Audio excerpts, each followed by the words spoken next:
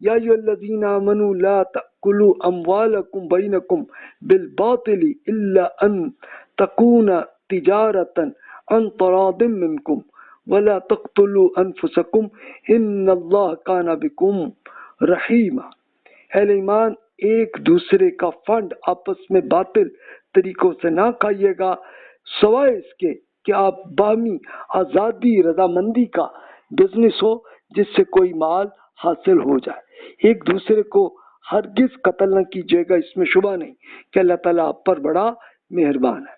لیکن اس کے پھر وارننگ بھی کر دی کہ وَمَن يَفْعَلْ ذَلِكَ عُدْوَانًا وَظُلْمًا فَسَوْفَ نُصْلِيهِ نَارًا وَكَانَ ذَلِكَ عَلَى اللَّهِ يَسِيرًا إِن تَجْتَنِبُوا كَبَائِرَ مَا تنہون عنہ تکفر عنکم سیئاتکم وندخلکم مدخلا کریما۔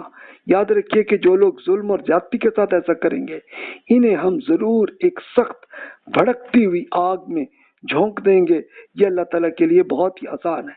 ان گناہوں سے بچیں، اس لیے کہ آپ کو جن گناہوں یعنی قتل، فراڈ، ڈکیتی سے منع کیا جا رہا ہے، ان کے بڑے بڑے گناہوں سے اگر آپ بچتے رہے تو آپ کی چھوٹی برائیوں کو ہم آپ کے حساب سے ختم کر دیں گے اور آپ کو عزت کی جگہ داخل کر دیں گے۔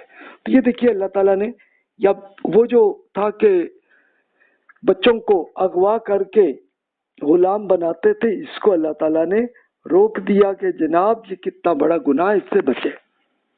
اچھا، پھر ایک آخری چیز رہ گئی تھی اور وہ یہ رہ گیا تھا کہ جناب ان میں آپ نے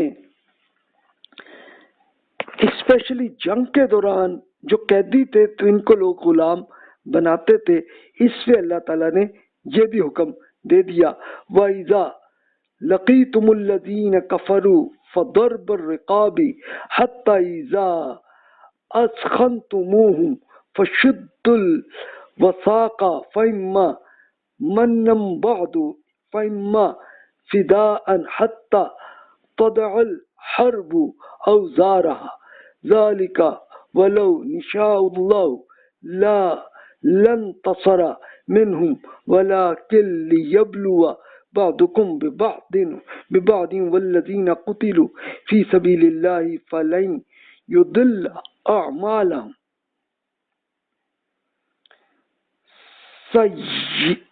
سَيَهْدِيهِمْ وَيُصْلِحُ بَالَهُمْ وَيُدْخِلُهُمُ الْجَنَّةَ عَرَّفَهَا لَهُمْ۔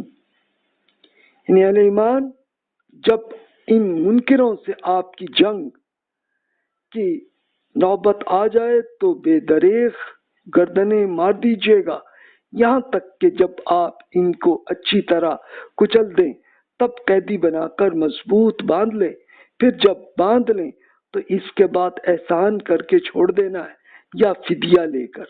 ان کے ساتھ آپ کا یہی معاملہ رہنا چاہیے یہاں تک کہ جنگ اپنے ہتھیار ڈال دے۔ یہ کام ہے جو آپ کو کرنے کا ہے۔ اگر اللہ تعالیٰ چاہتا ہے تو ان سے خود ہی انتقام لے لیتا، لیکن اس نے آپ کو حکم دیا اس لیے کہ آپ میں سے ایک کو دوسرے سے آزمائش کر لے، اور مطمئن رہیے اس کے نتیجے میں کہ جو لوگ اللہ تعالیٰ کی راہ میں قتل ہوئے ان کے اعمال اللہ تعالیٰ کی ہرگز ضائع نہیں ہونے دے گا، چنانچہ قریب وہ انہیں ان کی منزل مقصود کا راستہ دکھائے گا، ان کا حال درست کرے گا اور انہیں جنت میں داخل کر دے گا۔ ان کی پہچان اس نے انہیں کر دی ہے۔ تو یہ اب دیکھیے کہ اصل جنگ میں جو قانونی طور پر قیدیوں کو غلام بناتے تھے تو اس کو اللہ تعالیٰ نے روک دیا کہ نہیں جناب، پہلی جنگ بدر میں ہی اللہ تعالیٰ نے حکم دیا۔ اور پریکٹیکلی آپ پڑھ چکے ہیں کہ رسول اللہ صلی اللہ علیہ وسلم ایک تو یہ کرتے تھے کہ جو غلام تھے ان کو خرید کے آزاد کرتے تھے، اور خود رسول اللہ صلی اللہ علیہ وسلم نے اپنے بزنس میں جو کچھ بھی کمایا تھا ان میں سے غلام خریدتے، آزاد کرتے، اور 60 سے زیادہ انسانوں کو آپ نے پرسنلی آزاد کیا، اور پھر صحابہ کرام رضی اللہ عنہم بھی اسی طرح ہی عمل کرتے چلے گئے. تو یہ سلسلہ تھا. اور سائیکولوجیکل سلیوری جو ہوتی تھی تو اس کو رسول اللہ صلی اللہ علیہ وسلم نے روک دیا کہ نہیں بھی. اور پھر آپ یہاں تک کہ صحابہ کرام کو بھی سمجھاتے ہوتے تھے کہ بھائی کسی کو آپ نے آقا نہیں بننا ہے اور کسی کو آپ نے غلام نہیں بنانا ہے نفسیاتی طور پہ. اور سائیکولوجیکلی بھی وہ سلسلہ ختم ہوا تھا. اب آپ کے ذہن میں وہی سوال تھا کہ جناب پھر یہ رہی کیوں اور پھر یہ سلسلہ رہا کیوں. تو آئیے جناب ہم دیکھتے ہیں. اچھا پریکٹیکلی یہ ہوا کہ اس زمانے کی دونوں سپر پاورز رومن امپائر اور پرشین امپائر تھیں جن کے ساتھ یہ معاملہ ہوا اور یہ سب فتوحات ہو گئی صحابہ کرام کو رضی اللہ عنہم کو. تو پھر آپ یہ دیکھیے کہ خود یہ کرغیزستان سے لے کے موراکو تک صحابہ کرام کی حکومت بن گئی ہوئی تھی اور اس میں آلریڈی پہلے سے ہی کچھ ملینز کے قریب غلام تھے. تو اگر تو ایک دن ایک منٹ میں ان کو سب کو آزاد کر دیا جاتا تو پھر ایک مسئلہ تھا کہ ظاہر ہے کہ وہ جو غلام تھے تو اس میں جو تو جوان تھے چلو وہ تو کچھ مزدوری کرتے کچھ کام کرتے فائنینشیل سیٹل ہو جاتے ٹھیک تھا. لیکن بہت سارے غلام اب یہ بھی تھا کہ وہ پہلے ہی بوڑھے ہو چکے تھے اب وہ کوئی کام نہیں کر سکتے تھے تو یہ اب کہاں جاتے.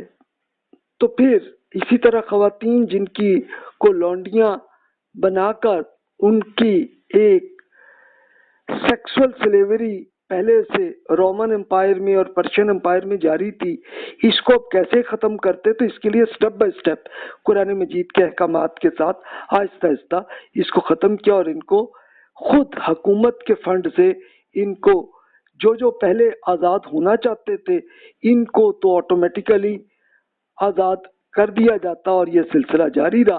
لیکن صحابہ کرام رضی اللہ عنہم کی حکومت جا کے ختم ہوئی بنو امیہ کے زمانے میں کہ آخری صحابی معاویہ رضی اللہ عنہ کی حکومت ختم ہوئی. ان کی بنی تھی 41 ہجری میں. لیکن پھر اس کے بعد پھر یہ ہوا کہ صحابہ کرام رضی اللہ عنہم کی حکومت پھر ختم ہو گئی تھی. یعنی 60 ہجری میں معاویہ رضی اللہ عنہ کی ہوئی تو اس کے بعد پھر بھی غلام ابھی باقی تھے. اور اس زمانے میں دوبارہ یہ ایک سلسلہ ایک انحرافات پیدا ہوئی کہ ایک طبقے غلمان کا ہوا. وہ کیا ہوا کہ ایک خوبصورت نوخیز غلام لڑکوں کا طبقہ تھا تو جسے فروغ دینے میں حکمرانوں نے یہ کام کیا. اس کے لیے محمد رضا شیرازی صاحب نے ایک ہسٹری میں جو انہوں نے جو لکھا تو میں ان کی ارشادات آپ کے سامنے کرتا ہوں. یہ عراق کے اسکالر ہیں تو انہوں نے یہ کیا. اب ان کے ارشادات کا میں ترجمہ ہی عرض کرتا ہوں کہ جہاں تک انسانی آزادی اور آزادی اظہار رائے کا تعلق ہے تو اموی یعنی بنو امیہ نے اس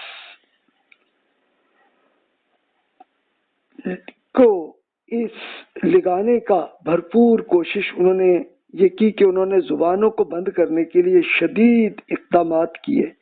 یعنی یہ معاملہ ان لوگوں کے لیے سخت ہوا کہ جو حق بات کہنے اور آزادی کے قائل تھے تو بنو امیہ کے بادشاہوں نے ان کے آزادی رائے کی خواہش کی پاداش میں انہیں سخت سزائیں دی. جس شخص کو وہ کھلے عام نہیں روک سکتے تھے تو انہیں خفیہ طور پر قتل بھی کیا.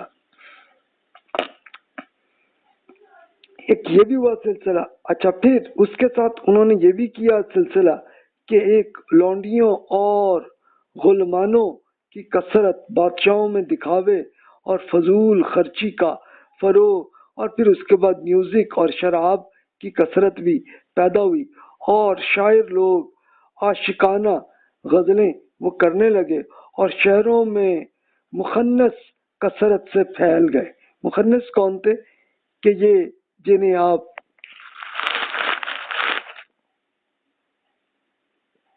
جو مردوں اور خواتین کے درمیان جو ہوتے ہیں جنہیں آپ کہتے ہیں کہ آغا خانی کہ سوری یہ جن کو آپ سمپل کہہ دیتے ہیں، اپنی زبان میں خسرے کہہ دیتے ہیں جنہیں، تو وہ اس میں آنے لگے اور اس سے یہ سلسلہ ہونے لگا۔ تو اس سے آپ یہ خود اندازہ کر سکتے ہیں کہ اس سے یہ سلسلہ رہا۔